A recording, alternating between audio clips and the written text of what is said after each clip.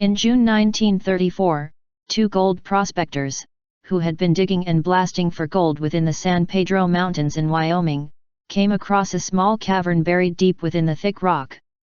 When the dust began to settle, the prospectors made a startling discovery: the well-preserved, but long-forgotten, remains of a tiny human.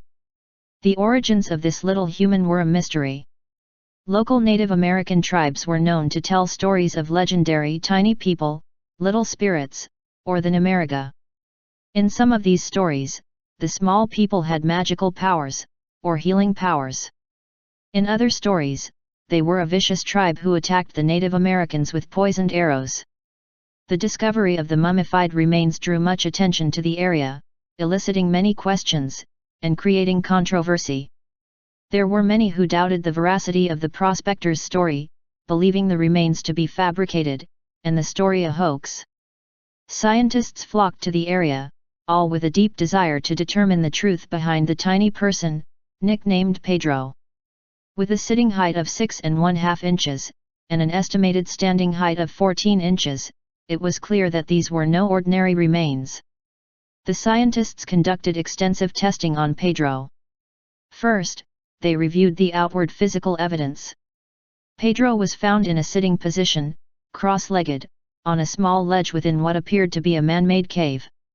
With bulging eyes and a flattened cranium, Pedro was extremely well preserved, so much so that even his fingernails were visible.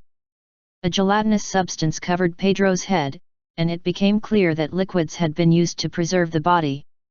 His nose was flattened, he had a full set of teeth, and his skin was brown and wrinkled, creating the appearance of an old man. In the years following the discovery of Pedro, scientists conducted more invasive testing, utilizing X-rays to try to unlock the mystery. Several anthropologists initially concluded that the remains were those of an infant, likely born prematurely, or who died shortly after birth. This, however, is an area of disagreement, as a second body of scientists believe the remains to be those of an adult, possibly 16 to 65 years in age. It has been said that X-rays revealed sharp teeth, and the presence of food in the stomach that appeared to be raw meat. The X-rays also suggested that Pedro had suffered a violent death, showing broken bones, a damaged spine, and damage to the skull. The discovery of the mummified remains led to significant speculation that the remains were a hoax. The presence of the gelatinous substance on Pedro's head led some to believe that the remains were actually those of a deceased infant, recovered from a medical facility, or that the prospectors had created the remains using a crude form of taxidermy. However, others maintained the remains were evidence of a leprechaun-like race, like those mentioned in the legends of the local indigenous people, or evidence of an extraterrestrial being. It was difficult for many to fathom that a human of such tiny stature could possibly be an adult. While modern testing could provide many more answers about the origins of Pedro, such testing is not possible because the location of the remains has been unknown for several years. It is said that the remains were put on display during sideshows in the 1940s, and were then purchased by a man named Yvonne Goodman. Upon Goodman's death in 1950, the remains passed to a man named Leonard Waller, sometimes reported as Valder.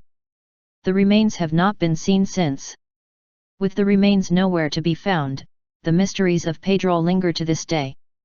Most scientists agree that Pedro's remains were those of an adult male human.